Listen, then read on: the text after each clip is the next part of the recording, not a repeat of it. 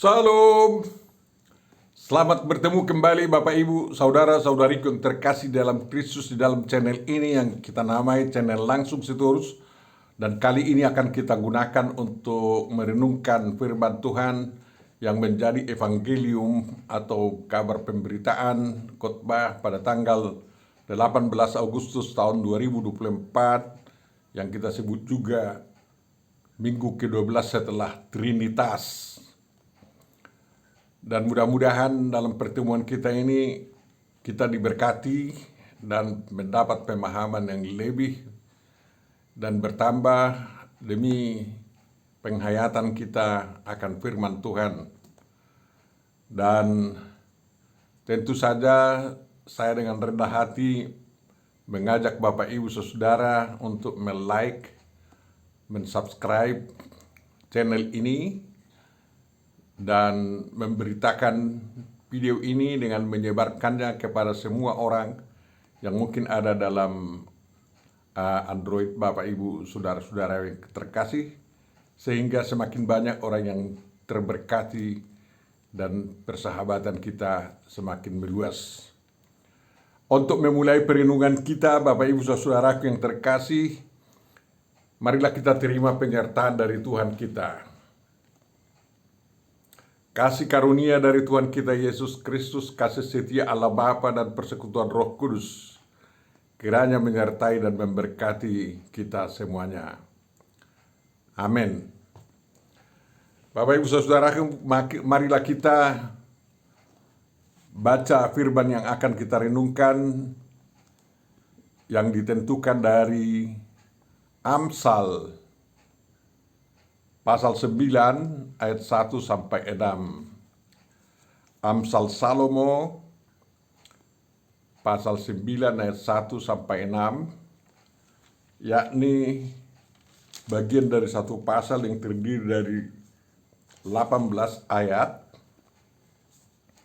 dan ke-18 ayat itu diberi judul oleh Lembaga Alkitab Indonesia Undangan Hikmat dan Undangan Kebodohan. Dan karena dalam ayat 6 dari renungan kita ini ada seruan agar membuang kebodohan, ya, dan mengikuti jalan pengertian, para pekerja kita, pelayan Tuhan di kantor pusat mengusulkan tema perenungan untuk kali ini mengatakan membuang kebodohan dan mengikuti jalan pengertian. Mangabolongkon hauton jala mangeahi dalam pangatusion. Itu dalam alamara kita.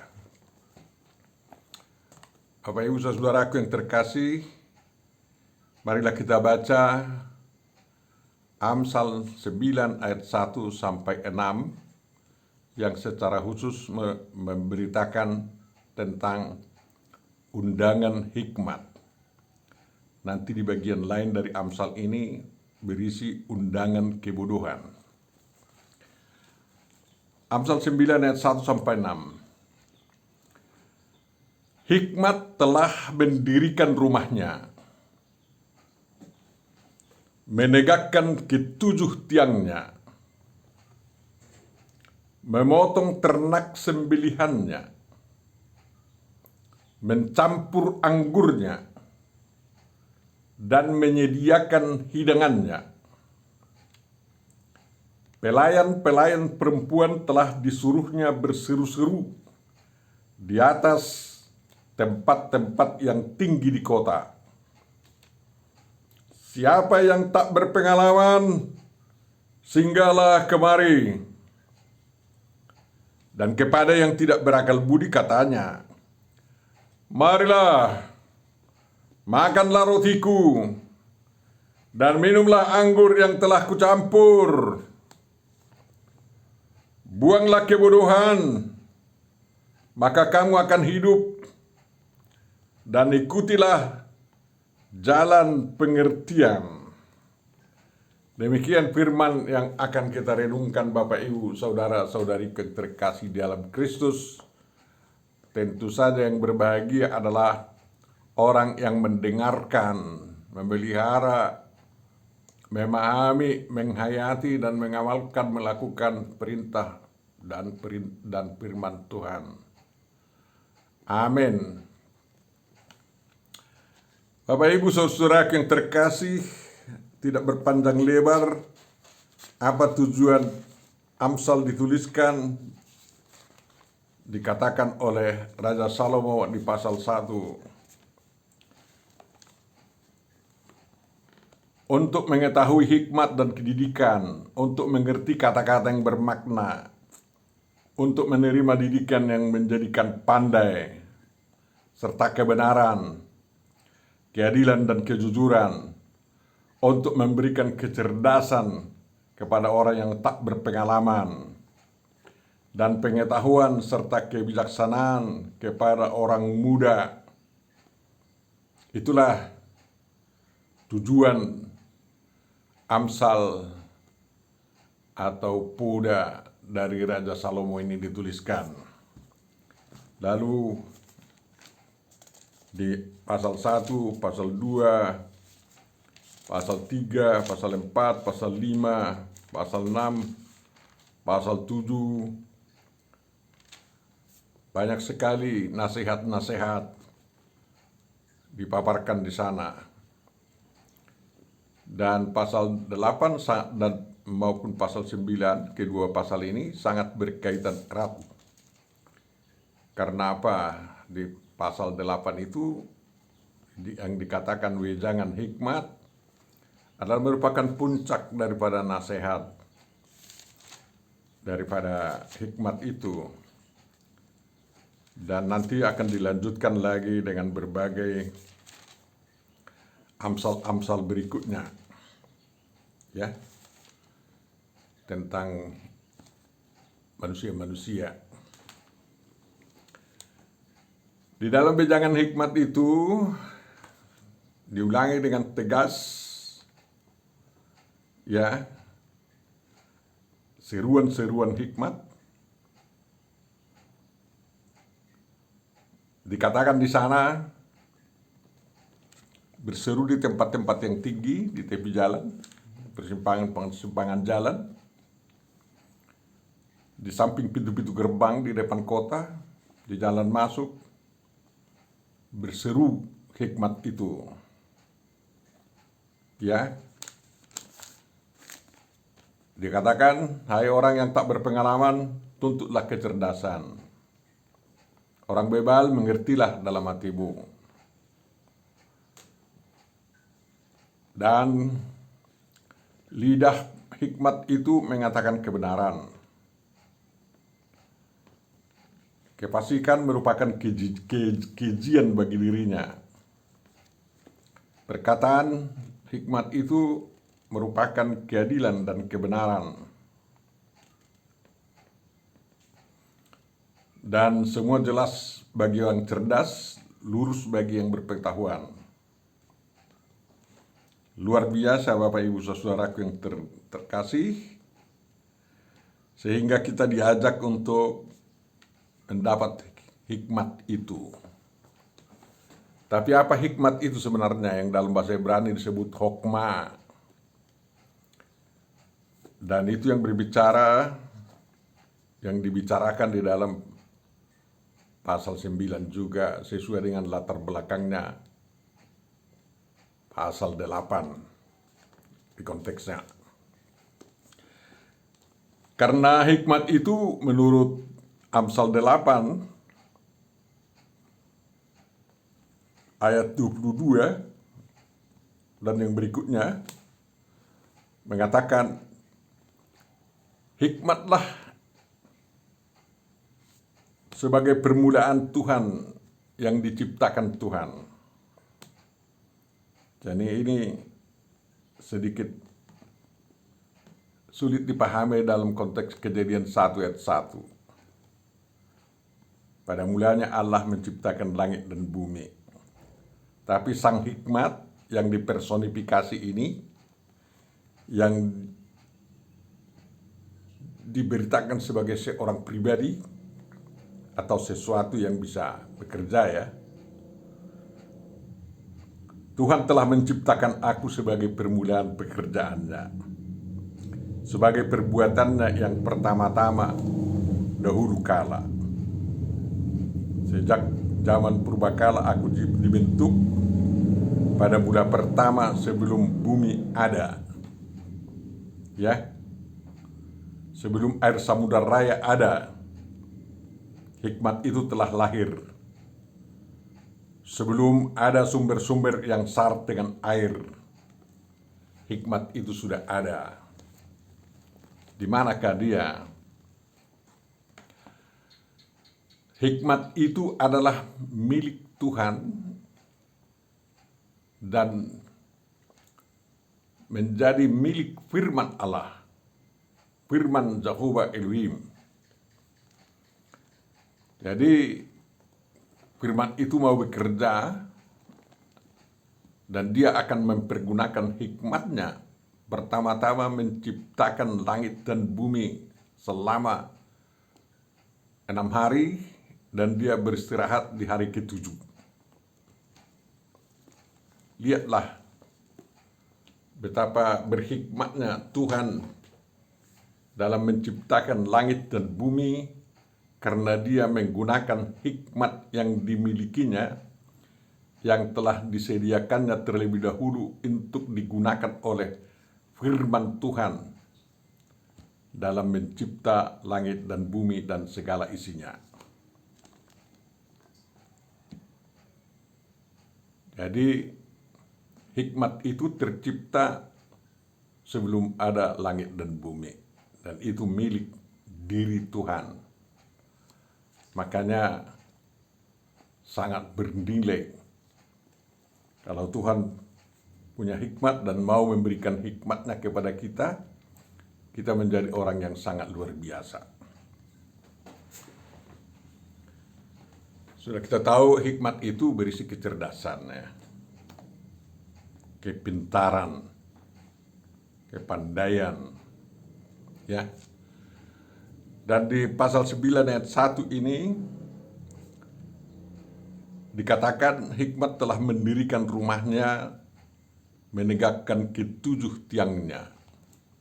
Menurut saya ayat 1 ini berbicara tentang penciptaan langit dan bumi serta hari Sabat.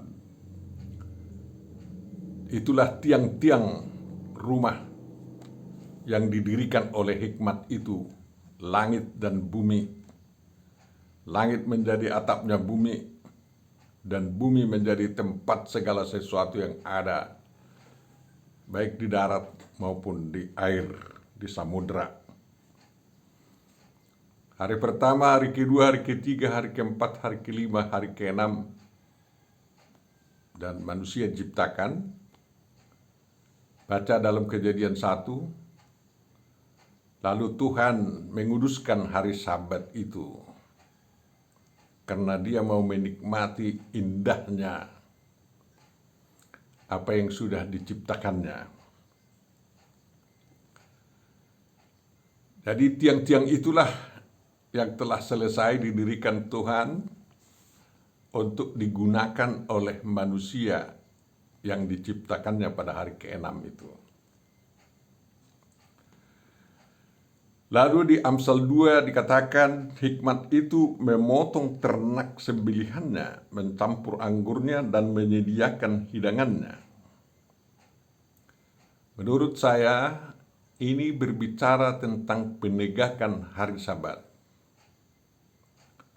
di mana diadakan pemberian persembahan-persembahan yang disembelih. Ada juga penyediaan anggur, ada juga penyediaan hidangan, karena ada bagian-bagian dari kurban yang berupa ternak sembelihan dan anggur maupun persembahan-persembahan berupa makanan lainnya itu juga disediakan untuk dinikmati oleh umat Tuhan.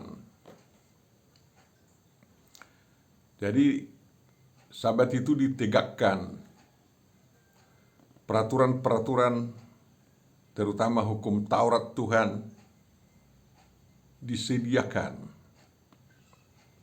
Ya, hukum-hukum Musa itu bukan hukum-hukum Farisi ya, hukum-hukum Musa itu merupakan bagian dari hikmat Tuhan yang diserahkan kepada manusia untuk dijalankannya sehingga dia hidup.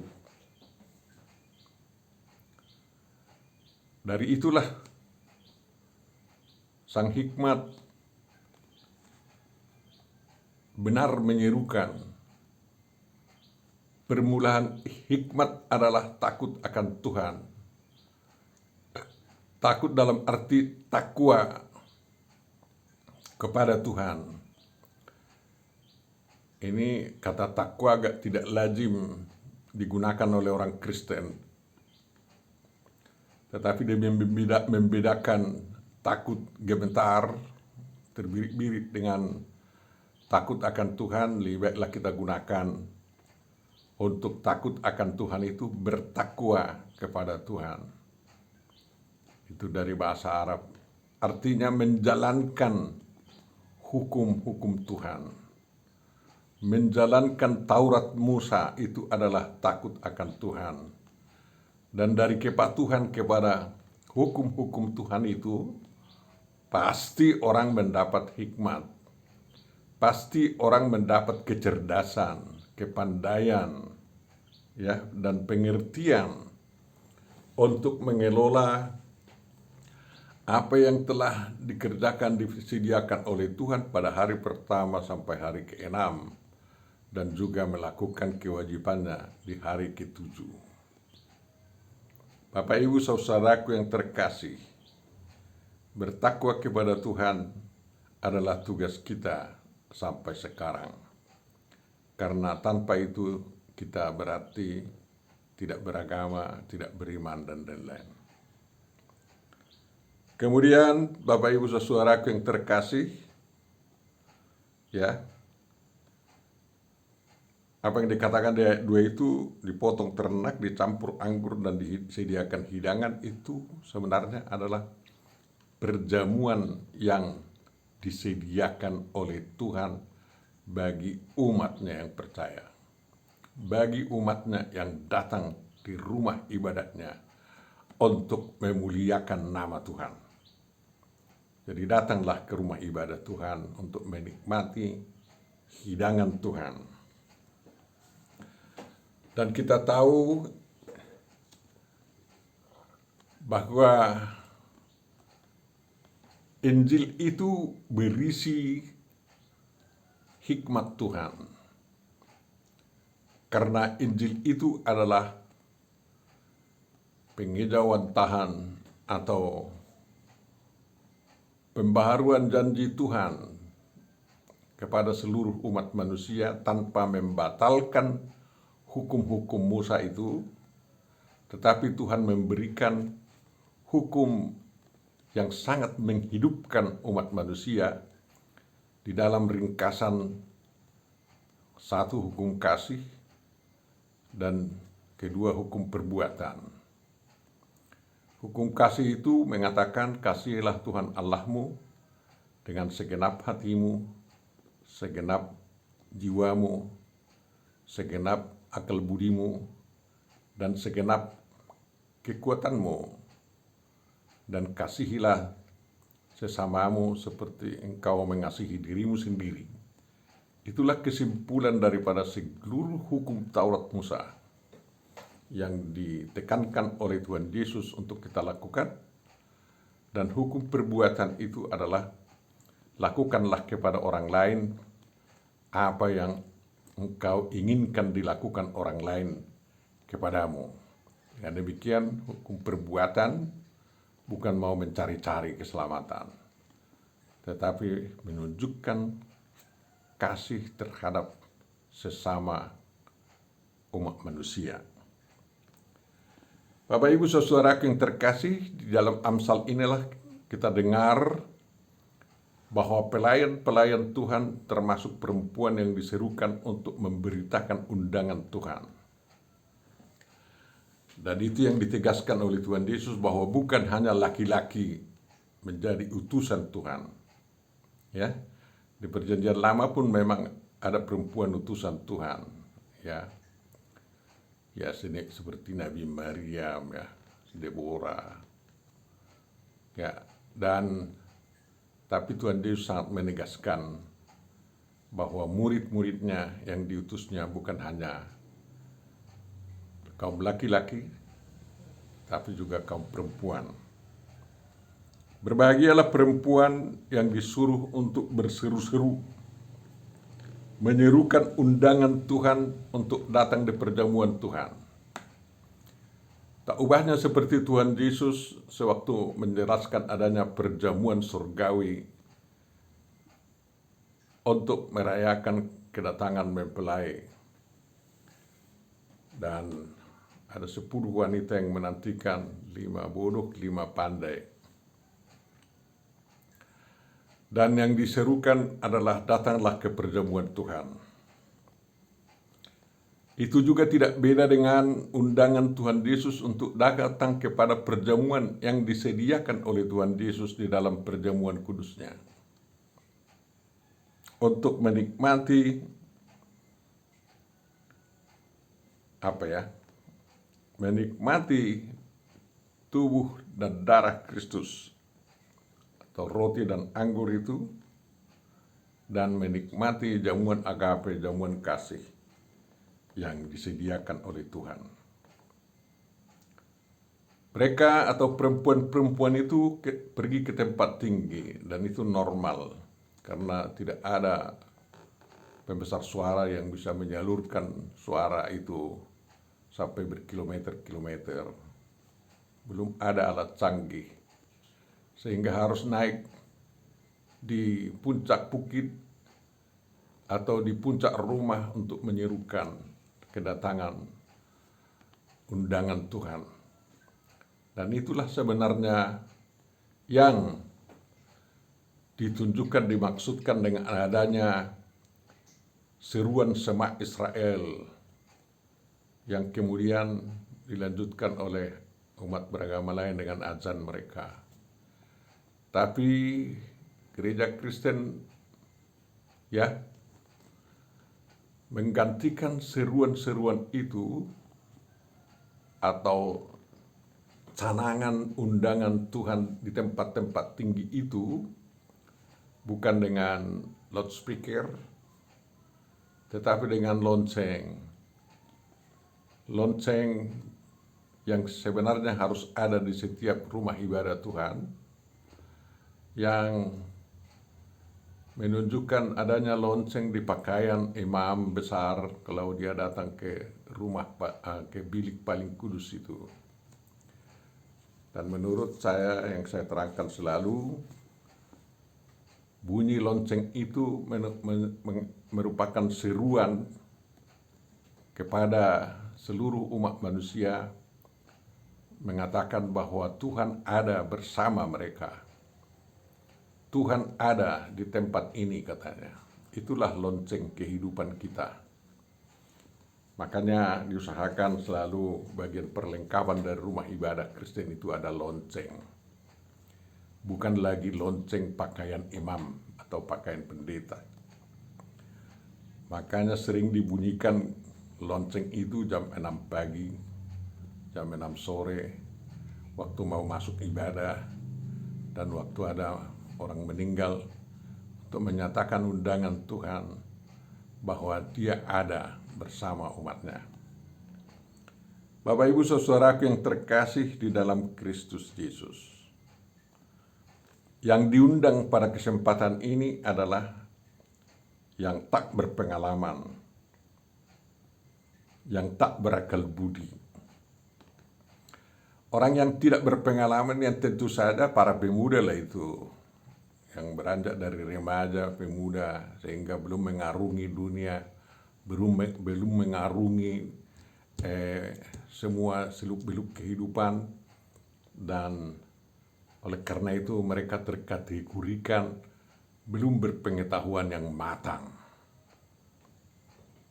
Dan yang tidak berakal budi tentu saja adalah orang yang tidak mengisi akal budinya dengan kecerdasan, kepandaian yang dari Tuhan kan. Jadi ini aja yang diundang oleh Tuhan.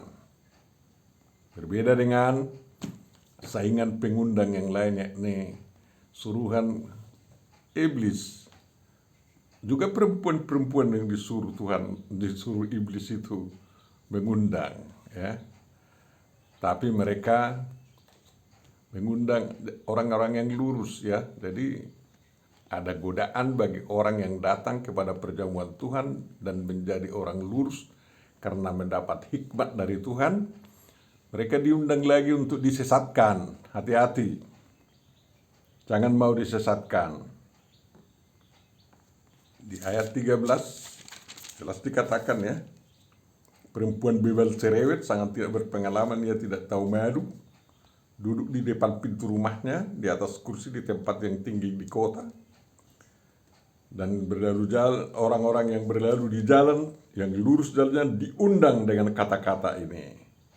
Siapa yang tidak berpengalaman, singgahlah kemari, orang yang tidak berakal budi, katanya. Jadi ada undangan untuk menikmati air curian dan roti curian juga yang dimakan tergesa-gesa.